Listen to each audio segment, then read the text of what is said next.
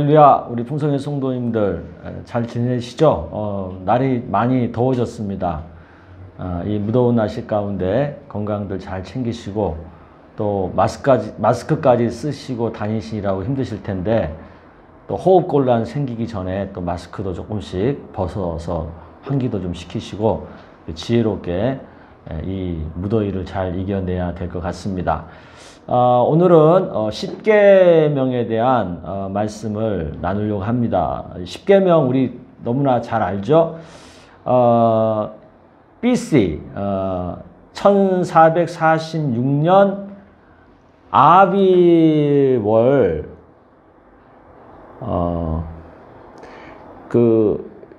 유대인의 달력으로 아비월이거든요. 이것을 1월 달에 해당돼요. 1월 15일 날 애굽을 떠난 이스라엘 백성들이 만 2개월 후에, 그러니까 3월 달 시완원이라고 하는 이 3월 달 15일에 시내산에 도착을 합니다. 근데 이 시내산이요, 그냥 우연히 간 산이 아니에요. 이건 이미 하나님의 계획 속에 있는 산이에요. 하나님께서 모세에게 떨기나무 불꽃 가운데서 말씀하신 바로 그 산이에요. 출애굽기 3장 12절에 보면 하나님이 이르시되 내가 반드시 너와 함께 있으리라. 내가 그 백성을 애굽에서 인도하여 낸 후에 너희가 이 산에서 하나님을 섬기리니 했거든. 이 산이 바로 시내산이에요. 시내산. 예. 그러니까 이 시내산은 하나님의 계획 속에 있었던 산이에요. 예. 이 산에서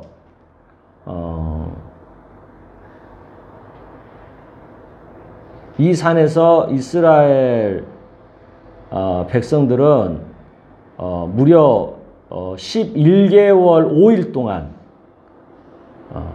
11개월 5일 동안 머물면서 하나님의 율법을 받고 또 하나님과 언약 관계를 맺죠. 그래서 공식적으로 하나님의 택한 백성이 되는 거예요. 선민이 되는 거예요. 이 십계명은 크게 두 부분으로 나뉘는 거 아시죠? 앞부분 1계명에서 4계명은 하나님과 인간과의 관계를 다루고 뒷부분 5에서 10까지의 계명은 인간과 인간 사이의 관계를 다루고 있죠.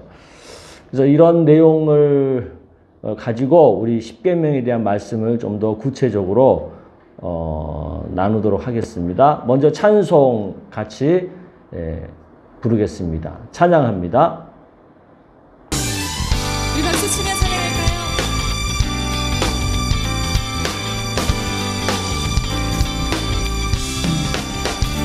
내가 매일 기쁘게 순례의 길 행하는 주의 팔이 나를 안보하니요.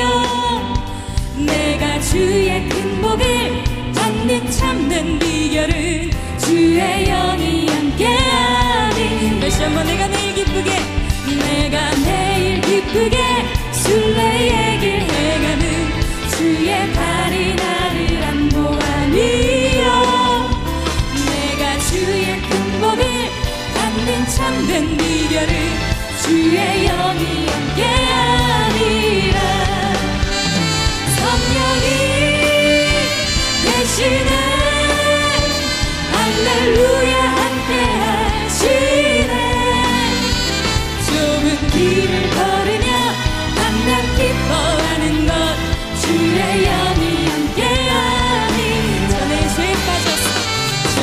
죄에 빠져서 평안함이 없을 때 예수 십자가의 공로에 힘입어 그 발 아래 엎드려 잠든 평화 얻음은 주의 영이 함께하니.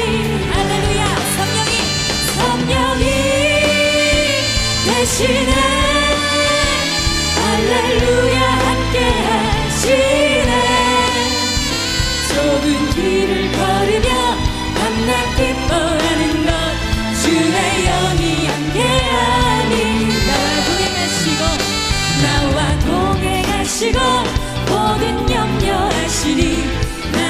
숲의 새와 같이 기쁘다. 내가 기쁜 마음으로 주의 뜻을 행하는 주의 영이 함께하니. 아멘. 성령이 대신에 할렐루야 함께하시네. 좁은 길을 걸으며 밤낮 기뻐하는 것 주의 영이 함께하니. 성령이 대신에 할렐루야 함께하시네. 좁은 길을 걸으며 밤낮 기뻐하는 것 주의 영이 함께하니.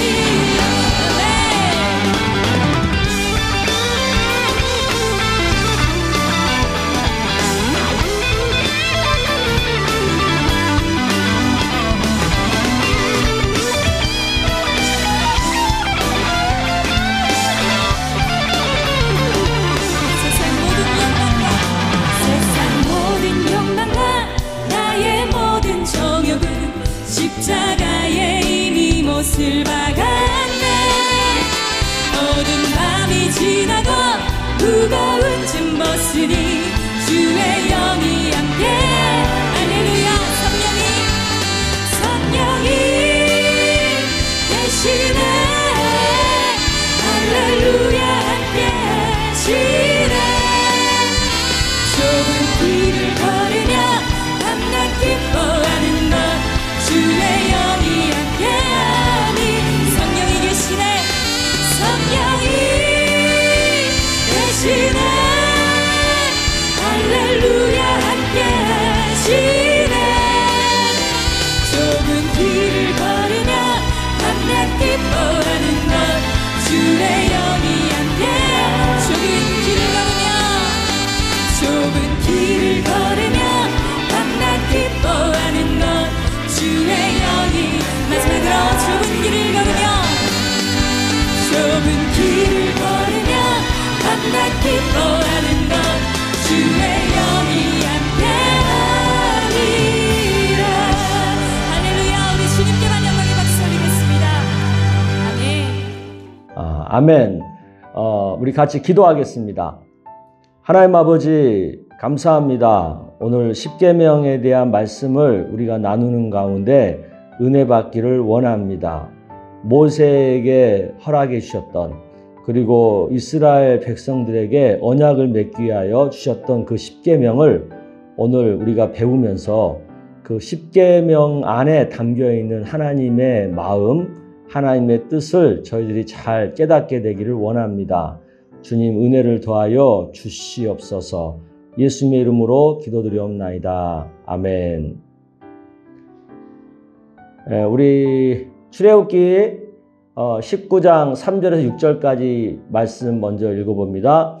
모세가 하나님 앞에 올라갔어요. 그러니까 시내산에 올라간 거죠. 여호와께서 산에서 그를 불러 말씀하시되 너는 이같이 야곱의 집에, 그러니까 이스라엘 민족에게 말하고 이스라엘 자손들에게 말하라. 내가 애굽 사람에게 어떻게 행하였음과 내가 어떻게 독수리 날개로 너희를 업어 내게로 인도하였음을 너희가 보았느니라. 세계가 다 내게 속하였으니 너희가 내 말을 잘 듣고 내 언약을 잘 지키면 너희는 모든 민족 중에 내 소유가 되겠고 너희가 내게 대하여 제사장 나라가 되며 거룩한 백성이 되리라.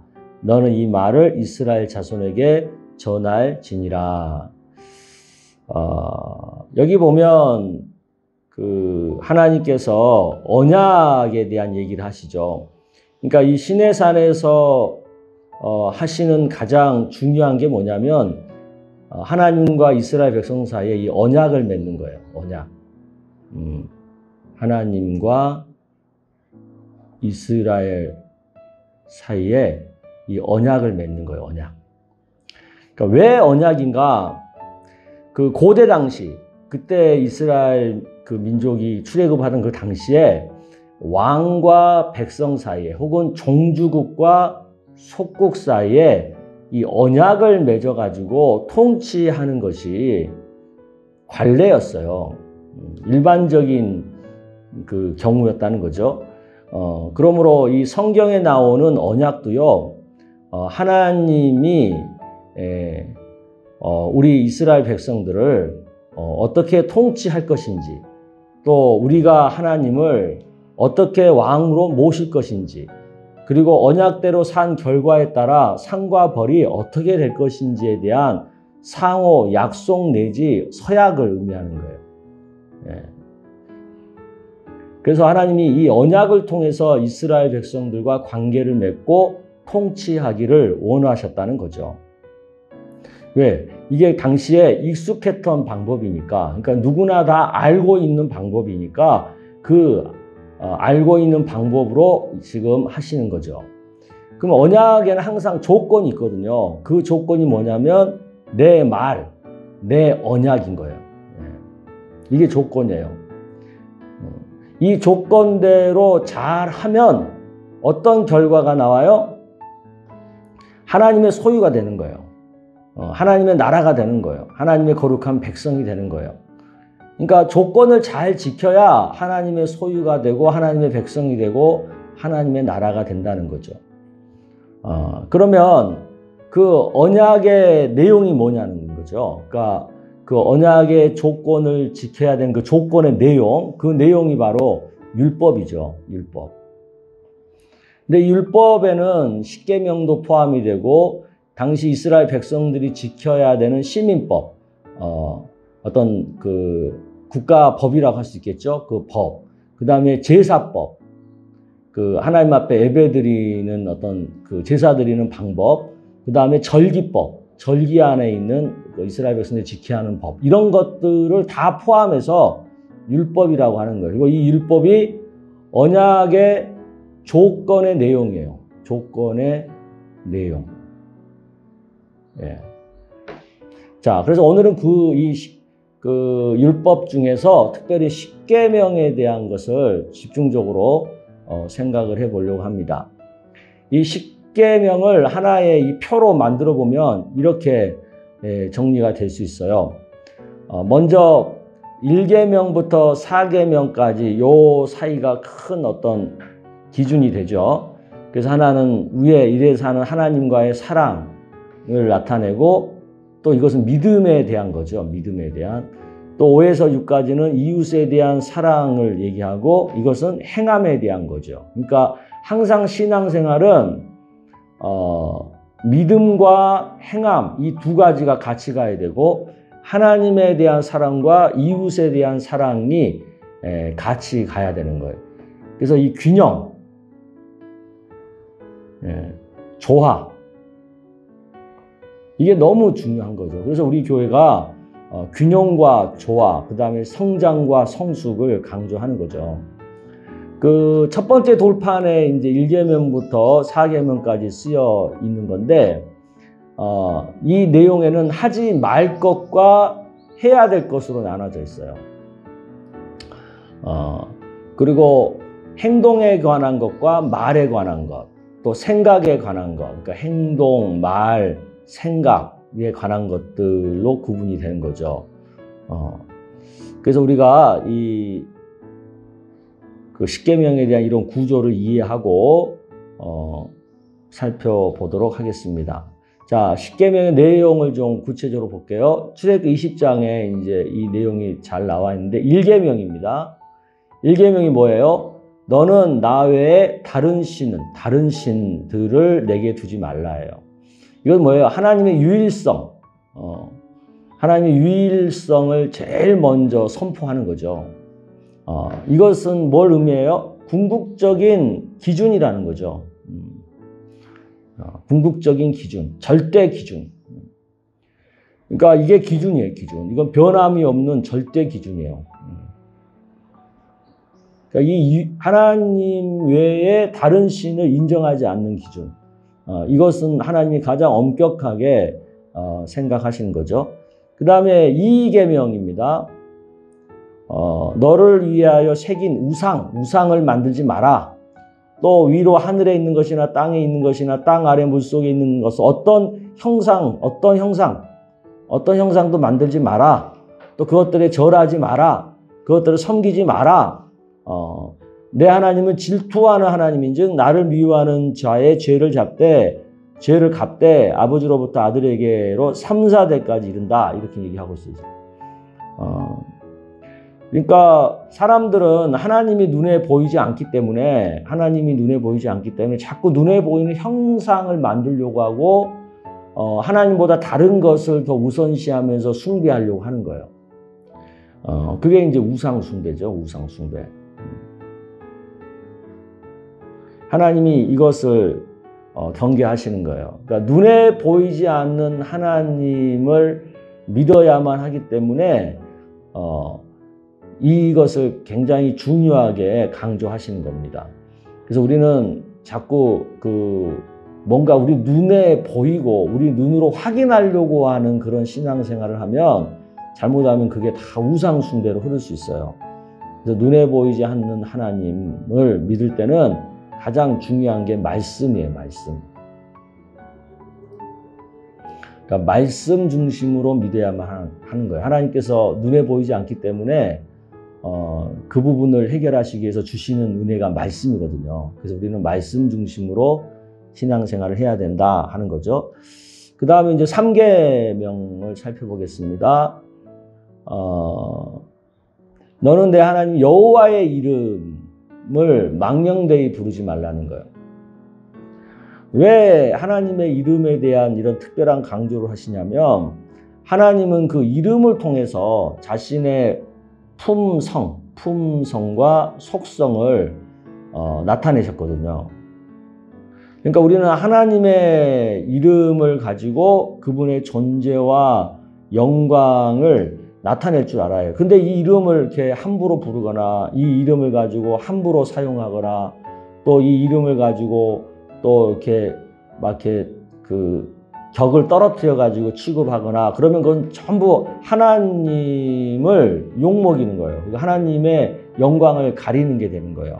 그러니까 막 우리 하나님 이름으로 함부로 서약을 하고 하나님 이름으로 함부로 맹세하고 하는 것은 다 우리가 조심해야 되는 것들이죠. 그 다음에 이제 4계명인데 안식일에 대한 거예요. 안식일. 왜 하나님이 이 안식일을 기억하고 거룩하게 지키라고 했어요? 그날을 특별히 구별하여서 거룩하게 구별하여서 하나님께 바침으로 모든 날의 삶이 하나님께 속하였다는 것을 인정하라는 거죠. 그걸 고백하라는 거죠. 그러니까 모든 날의 주인은 하나님인데 그 중에 한 날을 구별함으로 인해서 하나님을 인정하라는 거죠. 이것은 10계명도 10계명이 아니라 11조도 비슷한 개념이에요. 10분의 1 중에서 10가지 중에서 하나만 하나님께 드림으로 이 10개 전부가 다 하나님의 것이라는 것을 인정하라는 거거든요. 그러니까 안식일이나 11조나 똑같은 원리예요. 우리는 7일 전부가 다 하나님 거고 10 전부가 다 하나님 것이지만 하나님은 우리에게 특별히 은혜로 7날 중에 하루 10개 중에 1개를 구별해서 하나님께 드림으로 전부를 드린 것처럼 인정해 주겠다는 거거든요. 그런데 우리는 이것을 오해해 가지고 마치 한 날만 하나님 것처럼 또 1개만 하나님 것인 것처럼 여기고 나머지는 다 내 것이라고 생각을 하는데 그것은 하나님의 뜻을 잘못 이해한 것입니다.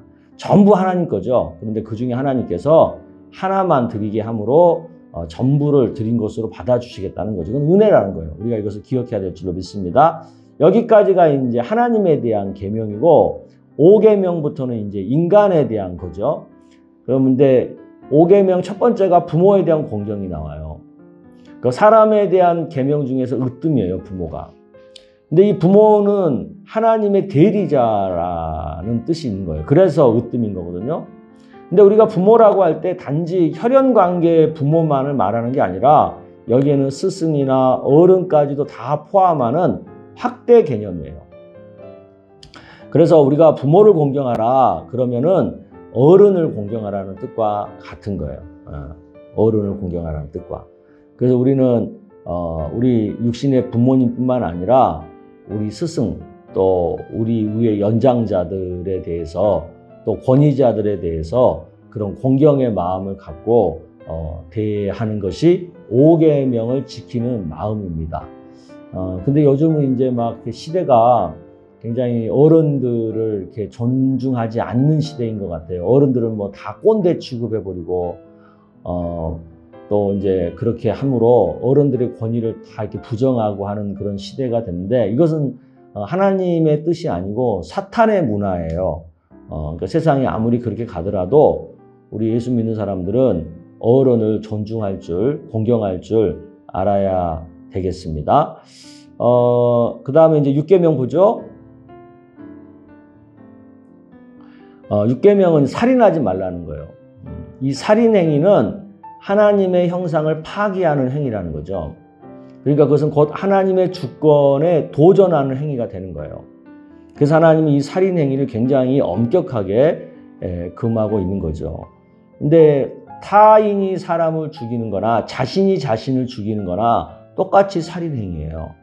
그래서 자살도 또 타살도 모두 하나님 앞에서는 엄격히 금해지고 있는 행위다. 하나님의 주권을 도전하는 행위로 하나님 받아들인다. 이걸 명심하고 타살이든 자살이든 다 우리가 멀리 해야 될 줄로 믿습니다. 그 다음에 7계명이죠.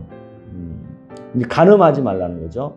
남편과 아내가 한 몸 되게 하는 것은 후손의 보존을 위한 것뿐만 아니라요, 사랑의 관계를 유지하기 위해서도 필수적인 창조 질서예요.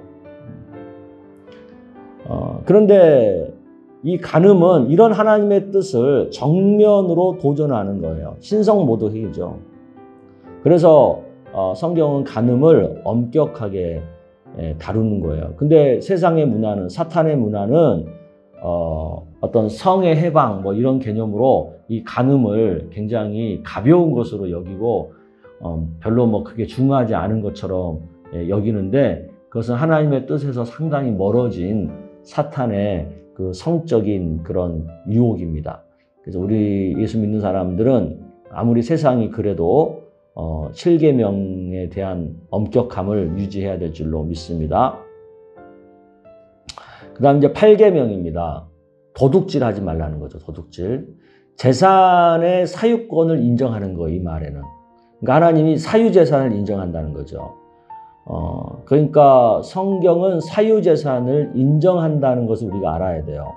근데 자꾸 이제 뭐 요즘 뭐 공산주의라든가 사회주의라든가 이런 데서 어떤 사유권을 굉장히 터부시하고 범죄시하고 그러는데 그건 하나님의 뜻에서 어긋난 겁니다. 일단 성경은 사유권을 인정해요. 그러나 이 사유권을 너무 욕심으로 나타내는 것은 또 성경이 부정하죠. 그러니까 너무 욕심에 따라서 소수가 너무 많은 것들을 갖게 되는 것은 우리가 조심하면서 건강한 사유권, 건전한 사유권을 인정하는 방향이 하나님의 뜻이라는 것을 우리는 알아야 됩니다. 그리고 이 재산권을 하나님은 보호해 주시죠. 그래서 도둑질하지 말라는 계명을 주시는 거예요. 하지만 또 우리는 노력 없이 부당한 방법으로 재산을 축적하는 것이 하나님이 원하는 것이 아니라는 것도 알아야 됩니다. 그러니까 우리는 재산을 가질 때, 소유할 때 노력을 해야 돼요. 노력을 하고 땀을 흘려야 되고 수고를 해야 되는 거죠. 그래서 재산을 갖고 그런 재산에 대해서는 하나님이 인정해 주시고 보호해 주신다는 거죠. 근데 이런 재산을 노력 없이 부당한 방법으로 수고 없이 도둑질하는 방법으로 가지려고 하면은 안 된다는 거죠. 9계명입니다. 내 이웃에 대하여 거짓 증거하지 마라. 거짓말하지 말라 이런 거죠. 이 거짓은 사탄으로부터 나온 거잖아요. 왜요? 사탄은 거짓의 아비니까. 그러니까 하나님의 진리를 따르는 성도들은 거짓말을 해야 돼요? 안 해야 돼요? 안 해야 돼요. 어떤 경우에도 거짓말을 멀리 해야 돼요. 그러니까 우리는 정직한 말, 진실한 말을 해야 되는 거죠. 그래서 항상 우리가 살면서 조심해야 되는 것은 거짓을 경계해야 됩니다. 그러니까 사람과의 관계도 그렇고 어떤 정부도 그렇고 이 거짓을 일삼는 사람, 거짓을 일삼는 정부, 거짓을 일삼는 권력은 다 사탄에서 온 거예요. 그래서 이 거짓에 대해서는 철저하게 경계를 해야 된다. 하나님의 뜻과는 거리가 멀다라는 것을 우리는 항상 인식해야 될 줄로 믿습니다. 자, 마지막으로 이제 10계명인데 10계명은 뭐예요? 내 이웃의 집을 탐내지 말라는 거예요. 탐. 뭐 아내, 여자, 뭐 남종, 여종, 또 소, 나귀, 어떤 소유, 어떤 것도 탐내지 말라는 거예요. 이 탐하는 것은 죄라는 거죠. 죄의 근원이라는 거죠. 그러니까 무엇인지 지나치게 탐하면 그것은 죄 짓는 자리에 빠지게 되는 거예요. 그래서 우리가 적당하게 만족할 줄 알아야 되고 적당한 선에서 절제할 줄 알아야 돼요. 절제. 자족과 절제. 요것을 못해가지고 이게 탐으로 가버리면 이게 탐욕이 되고 탐심이 되고 탐식이 되고 그런 거잖아요. 또 탐색이 되고. 그러니까 이 탐은 우리가 철저히 경계해야 돼요. 자족과 절제로 갈 줄 알아야 되는 거죠. 이게 10계명을 지키는 방법이죠. 이상에서 이제 우리가 10계명에 대한 말씀을 나눴는데 이 10계명을 통해서 우리가 받을 교훈은 두 가지예요. 이 10계명은 사랑의 표현이라는 거예요. 어떤 사랑의 표현이냐? 하나님이 인간을 사랑하는, 또 인간이 하나님을 사랑하는 서로의 표현이에요. 하나님께서 인간을 사랑했기 때문에 이 10계명을 주신 것이고 인간은 또 하나님을 사랑하기 때문에 이 10계명을 지키는 것이죠. 그러니까 이 계명은 사랑의 표현이지 어떤 상대를 구속하거나 억압하려고 주신 계명이 아니라는 거예요.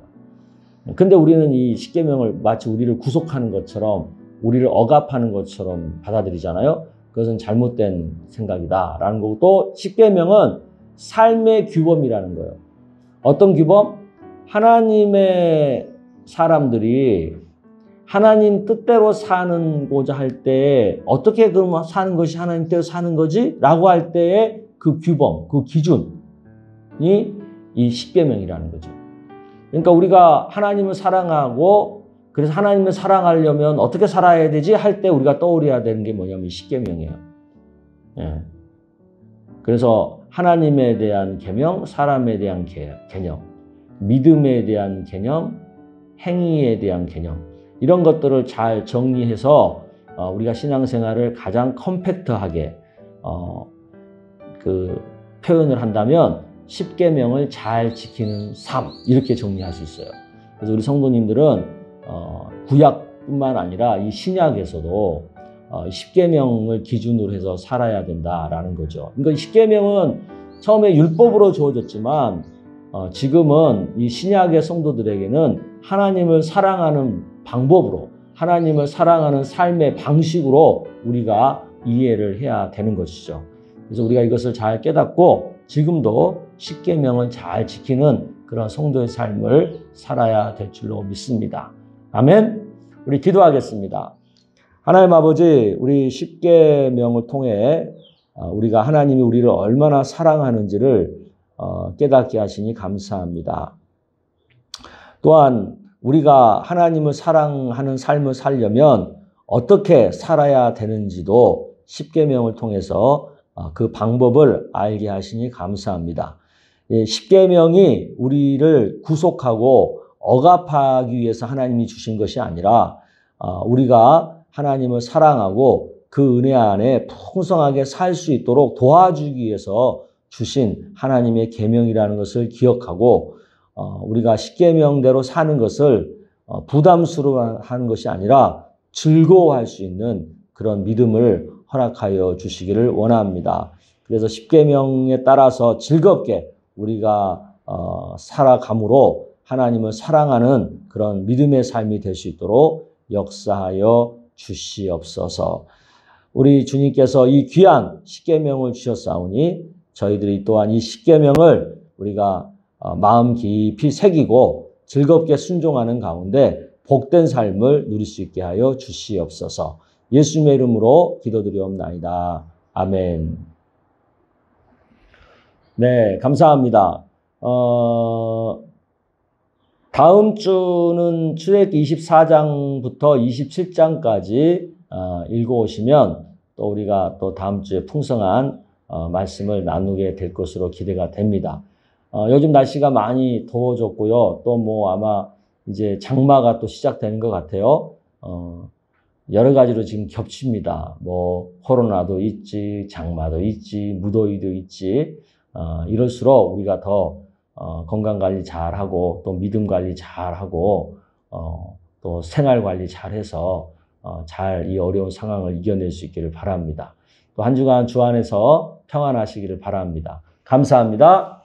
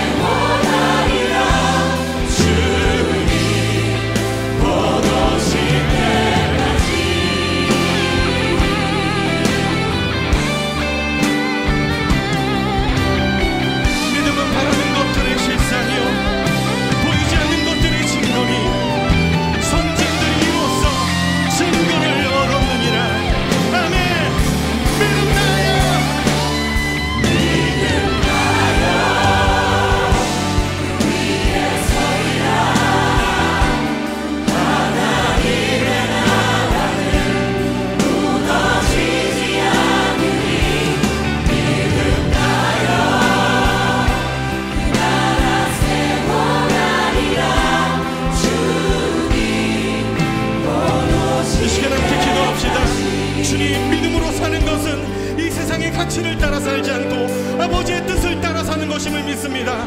아버지의 의를 구하며 순종한 자들을 통해 오늘 이 땅의 교회를 하나님의 나라를 이루신 주님, 오늘 우리도 믿음으로 말씀을 따라 살겠습니다. 우리와 함께 하시며